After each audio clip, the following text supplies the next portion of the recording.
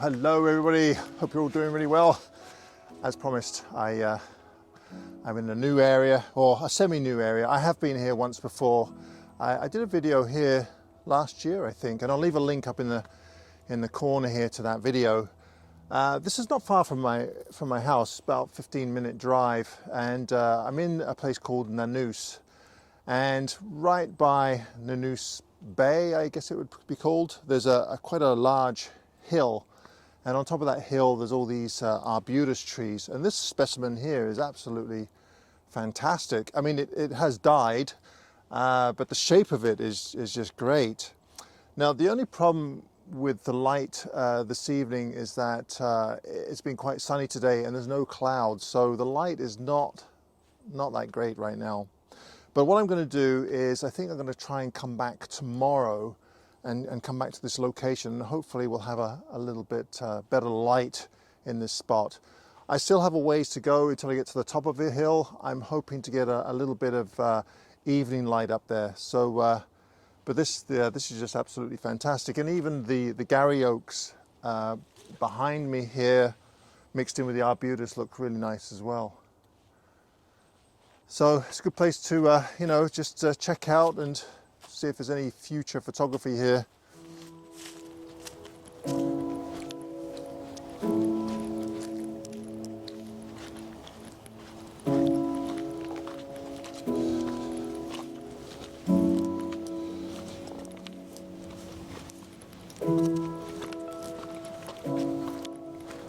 All right, I think I have found a composition here, but I'm not sure that the light is going to work in my favor for this. So what I'm going to do is I'm going to take a photograph of this anyway. What I'm really attracted to is this tree here, this Arbutus tree, as the main or the center of interest, and then these gnarly ones are kind of framing it quite nicely. It is very busy, and that's where the light comes in. I think that if I came up here on a piss poor day when it's raining and the clouds are really low, then this might work better. So I'm hoping for cloudy conditions tomorrow. See, the problem with around here is that we don't get fog that often. It's only when we get those really just miserable days when the clouds are really low that these hills will be in cloud and we'll get that fog. But usually on those days it's just raining so hard that it's hard to take any photographs. But I think this might work. I could be wrong. Maybe it's just a pipe dream. I'm not sure. But I do love the beautiful red colors and the gnarly, twisty nature of these trees. It's just that it's really busy. So why don't I take a photograph of this now, and I can show you this image, and then if I come back tomorrow, then we can have a comparison, or if I start to get better conditions for this scene, then we can kind of compare the two. All right, so this is the composition that I have, and I absolutely love a lot of the elements in here. This middle tree especially, and that twisted branch just to the left there, and all the trees surrounding it actually. The only one that's a bit bothersome is this diagonal kind of twisty branch in the foreground here. I'm trying to eliminate it somehow, but I can't quite figure out how to do it. I'm certainly not going to saw it down or anything like that. So it's just a matter of to keep moving around and see if I can find a way to either eliminate it or perhaps kind of minimize it somehow so that it's not so obtrusive. But yeah, I really do like the composition. Of course, it would look much nicer if there was a bit more atmospheric haze in the background to kind of soften those trees in the background, and hopefully that'll happen within the next couple of days, because it's as I turn the camera over here, you can see that it's starting to cloud over. So perhaps tomorrow we'll give it another go.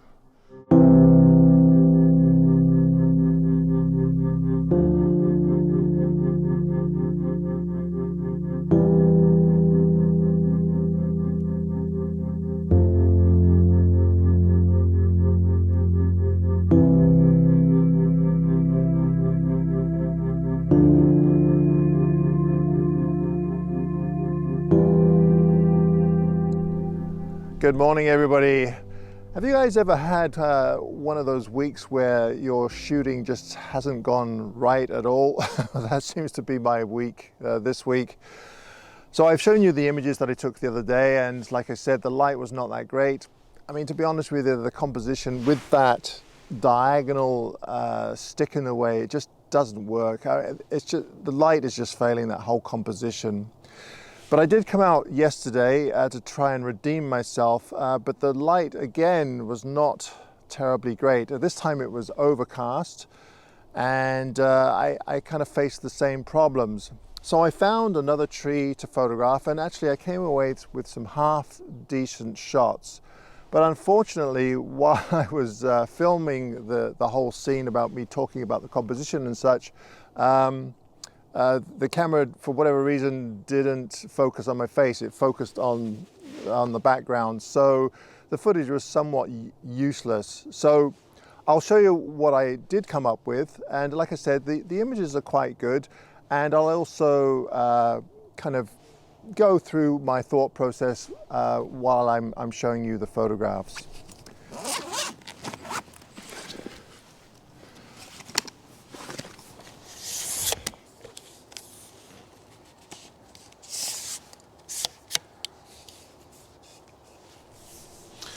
All right, so this is the composition that I have so far. Now I might finesse this a little bit more, but what I really love about this this composition is the foreground.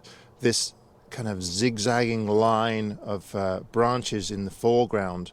The only problem that I have with it is that as you zigzag through the scene, it kind of draws your eye over to the right side, which may be a little bit of a problem, so I might have to finesse that in post-processing.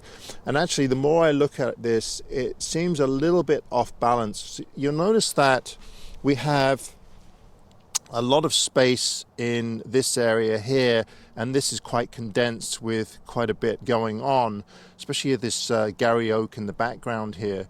So what I might have to do, I'll probably have to rearrange my camera somewhat, but I'll probably bring it over so that it's more central like that. The problem with doing it from this angle is that this branch goes diagonal, but then it just suddenly ends, and I'm not sure whether I like that or not. But anyway, I think there is definitely a really good composition here. But as I've said, the light is just not that interesting. So I'm going to have to do something, either convert it into a black and white and do lots of dodging and burning, or leave it as a color image and just kind of finesse it with Photoshop, dodging and burning again to bring your eye to certain areas in the frame.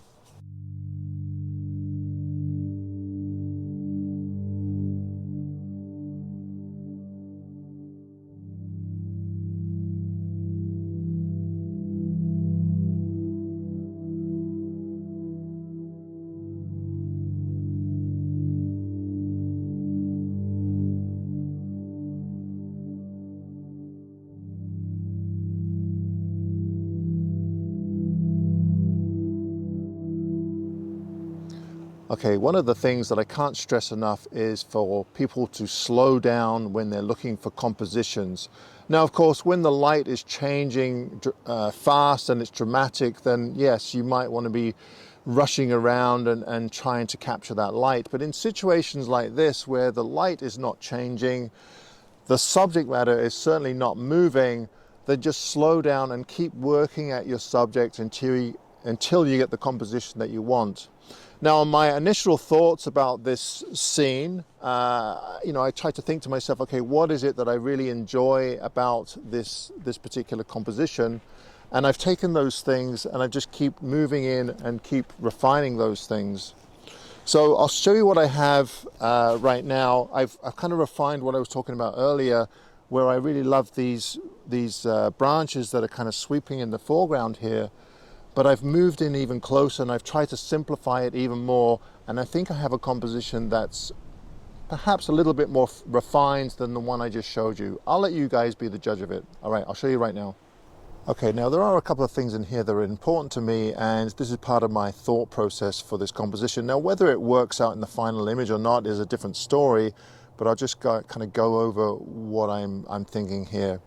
So I've tried to simplify the foreground here by not including the rest of this branch here. I don't think it's necessary. Now I'll probably just crop out that little sliver there that's in there now, and I've created this somewhat of an X shape here. So that's a great starting point. And then we have the branches zigzagging across. We have the one going diagonally across, and then this one kind of goes up and then across again to this point over here. Now I'll probably have to do something in here, like darken it and brighten the center here so that your eye is drawn to the central portion of this tree here. But you'll also notice that I've tried to raise my camera as much as possible to the point where I'm not chopping off the tree in the background. And this is really important to remember, is it's not just your main subject that's important, but the whole frame and how it relates to the background and whether you're cutting off areas in the background or not. So I wanted to include the whole tree or the base of the tree so that you can see that it's actually a tree, that it's not cut off. Also, what's important to me, you'll notice there's a slight kind of curvature to the left of this Arbutus. So I've given it a little bit more room just to the left here, because we have a branch reaching out to the left and then we have another branch reaching out to the corner. So you'll notice that this side of the frame, or this side of this Arbutus tree, has a little bit more room than this side. And also these branches here, they reach up to the corner of the frame. So I've tried to fill the whole frame with interesting subject matter and also try to have it so that there's a flow going throughout. These branches move your eye throughout the frame. That's my thinking anyway. Whether it'll turn out or not, I don't know. We'll see in the final product, but there you go.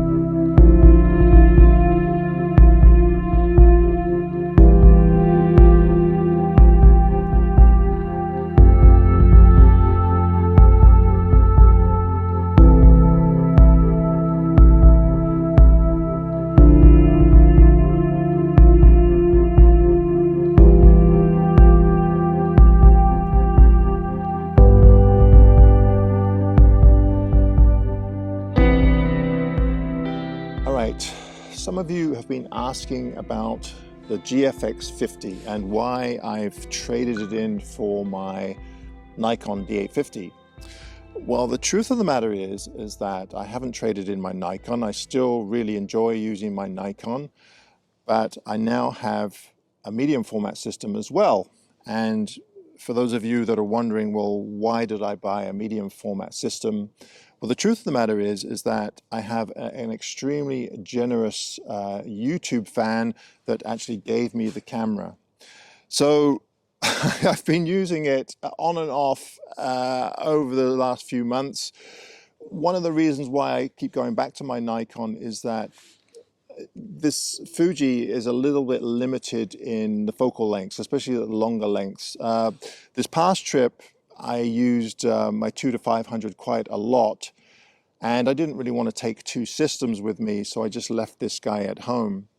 Now, as far as usability goes, I really enjoy using this camera. It's exceptional. What I like about it is it's a little bit kind of old school in its design. It has an aperture ring on the lens, which I really like. It has exposure compensation dial on the top here that I really like, and it's all manual. It's not electronic. Now you can, customize it if you want to, but I really like that kind of manual old school feel. And I really like the way that Fuji has gone with their newer cameras. They're kind of retro in some respects, but they still have all the bells and whistles of the modern digital cameras. Now, as far as quality goes, to be honest with you, there isn't a huge difference. So if you're considering getting into medium format, or whether you're going to go with a DSLR or a mirrorless camera, I don't know, there isn't a huge difference. The difference that I do find is actually in the lenses. I do find that the Fuji lens is extremely sharp, and if anything, there might be a little bit better tonality between colors with this camera, but it's so slight that, is it really worth investing in a medium format? I don't know. I can't answer that for you. Personally, if I was going to invest in a medium format system, I would just go all out and go for the 100 megapixel jobs. But, the problem there is that, we're talking thousands and thousands of dollars. Now, they are coming down in price, but, there's still a lot of money. I mean, the 100 megapixel version of this is $13,000 Canadian, and then you have to buy the lenses on top of that. So that's a huge investment. And at the end of the day, you have to kind of ask yourself, well, what am I going to be using it for? If you're going to be doing large prints, and you're really into printing, then yes, I would definitely go with a medium format system. But even the newer DSLRs, or the mirrorless cameras, sorry, like the new Sonys and the Nikons, I mean, they're exceptional. It doesn't matter what brand you go with these days, you really can't go wrong. It just ends up being all about usability and what you like to use. And to be honest with you, this camera over the Nikon, I actually enjoy using this more than the Nikon. But like I said, the quality isn't really that much different. The one thing that I wasn't keen on with this camera when I first got it was the electronic viewfinder. The problem that I have, because I wear reading glasses, is that I don't use the LCD screen very much on any of my cameras. And that's one of the reasons why I've never gone mirrorless. So I use the viewfinder a lot, and it took me a while to get used to the electronic viewfinder. I really like the viewfinder in the Nikon D850, the DSLR, but as any of you know that own a Nikon or a D850, it's a brick. They're extremely heavy, and I think this actually might not be that much heavier. The lenses are definitely heavier, but the body itself, I think, is actually lighter. So that's kind of my views on it in a nutshell. Like I said, I'm extremely lucky to be able to use one of these, and I'm extremely grateful to the person that gave me this camera. In the next number of months, I'm going to be trying perhaps another couple of types of medium format cameras. I don't have any plans on upgrading or buying another medium format camera, but I would like to try some of the higher end cameras, especially the Hasselblads. So stay tuned for that, and perhaps I'll do a little bit of a comparison. It won't be in depth or anything like that, but just my quick views on what I like and what I don't like about the cameras. Anyway, that's it for my non-scientific view of the GFX50. All right, everybody, thanks ever so much for watching this week's video. Just a couple of announcements that I missed in my announcements video just the other day. The Isle of Mull, we have an opening. Someone's dropped out. So if you're interested in going to the Isle of Mull in Scotland, that's on the 1st of May of this year, and it's for a week, and that's with Gavin Hardcastle. I'll leave a link down below. And also, we've had a couple of people drop out on the workshop I'm doing with Alistair Ben in Spain, and that's in September from the 15th to the 25th. So again, if you're interested in that, I'll leave a link down below. Right, thanks again. Please be sure to give me a thumbs up if you enjoyed this video. And as always, be sure to subscribe if you enjoy the content of my channel. Hopefully, we'll have another video for you next week. All right, till then, bye.